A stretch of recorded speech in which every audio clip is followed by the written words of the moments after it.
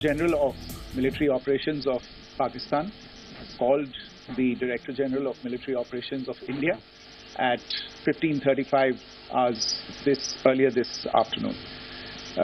It was agreed between them that both sides would stop all firing and military action on land and in the air and sea with effect from 1700 hours Indian Standard Time today.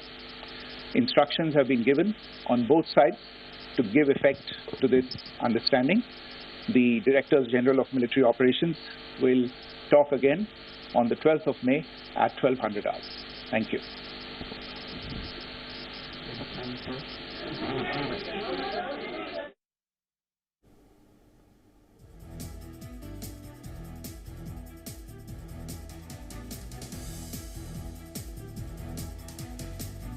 तो भारत पाकिस्तान दरमियान ceasefire की जी update दी गई है। हालांकि Donald Trump ने दावा किया है डोनाल्ड ट्रंप ने दावा किया है कि भारत ते पाकिस्तान सीज़फायर के लिए तैयार ने।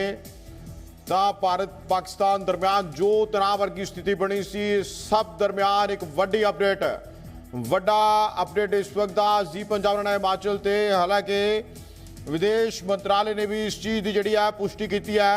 खास तौर पर भारत ते पाकिस्तान दरमियान सीज़फायर जोड़े है उसकी अपडेट मिल पा रही है, वड्डी अपडेट है। विदेश मंत्रालय ने भी इस मुतलक जी है जानकारी साझी की है। विदेशी सकत्तर विक्रम मिश्री ने जी जानकारी साझी की है। उन्होंने भी जो स्पष्ट तौर पर कहा वड्डी अपडेट है सीज़फायर ते भारत का बड़ा बयान सामने आया है। उन्होंने दोहां देशों में सीज़फायर का फैसला जोड़ा करार दिता। मिनिस्ट्री ऑफ एक्सटर्नल अफेयर ने जी जानकारी साझी की है। भारत सरकार का वड्डा बयान, दोवें देश सीज़फायर के लिए सहमत ने। शाम 5 बजे तो सीज़फायर की जी शुरुआत हो चुकी है, यानी कि गोलीबारी बंद। जिस तरीके के नाल जी है जंगबंदी की उल्लंघना की जा रही सी तो वह गोलीबारी बंद कर दी गई है। दोनों मुल्कों द्वारा एक वड्डा अपडेट है क्योंकि पिछले कई दिनों तो तनाव इन्ना वाधा हुआ नज़र आ रहा सी कि पंजाब दे विच काफ़ी नुकसान उहदा हो रहा सी। पंजाब भी हालांकि भारतीय फौजा मूँह तोड़वा जवाब दे रही सन। तो इस सब के दरम्यान एक बार मुड़ तो सुन लेने कि मिनिस्ट्री ऑफ एक्सटर्नल अफेयर ने की कुछ किया।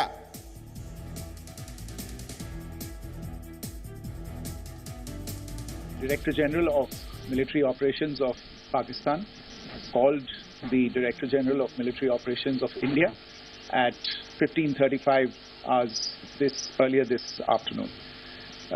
It was agreed between them that both sides would stop all firing and military action on land and in the air and sea with effect from 1700 hours Indian Standard Time today. Instructions have been given on both sides to give effect to this understanding. The Directors General of Military Operations will talk again on the 12th of May at 1200 hours. Thank you.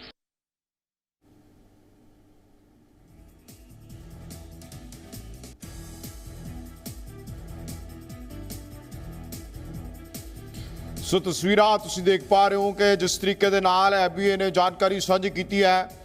विदेश मंत्रालय ने भी इस चीज़ को लैके दस्सिया है कि दोवें देश सीज़फायर के लिए तैयार ने। वड्डा अपडेट इस वक्त दा जी पंजाब हरियाणा हिमाचल ते वड्डी जी जानकारी है वो दी जा रही है कि किस तरीके दे नाल माहौल तनावपूर्ण होया। उस तो बाद हुण अगले कदम वल वधदे हुए नज़र आ रहे हैं दोनों मुल्क। जंगबंदी की जो उल्लंघना की गई सी तो उसते हुण विराम लगता हुआ नज़र आ रहा, यानी कि दोनों मुल्कों द्वारा हुण गोलीबारी नहीं की जाएगी। वड्डी अपडेट इस वक्त की तुहाडी टीवी स्क्रीन ते दोहां देशों में सीज़फायर का फैसला लिया गया। मिनिस्ट्री ऑफ एक्सटर्नल अफेयर ने जानकारी साझी की है। खास तौर पर कहा गया है कि सहमति की गलबात है जी सामने आई है। तो थोड़े समय बाद तुहानूं होर भी एक अहम अपडेट है जी साझी की जाएगी। सीज़फायर ते भारत का बड़ा बयान, दोहां देशों में सीज़फायर का फैसला ले लिया गया। डोनाल्ड ट्रंप अमरीकी राष्ट्रपति उन्होंने जोड़ा विच इमीडिएटर के तौर पर कह सकता है कि रोल अदा किया। तो उस तो बाद भारत ते पाकिस्तान दरमियान सीज़फायर की गलबात निकल के सामने आई है। भारत ते पाकिस्तान दरमियान सीज़फायर हो चुका है।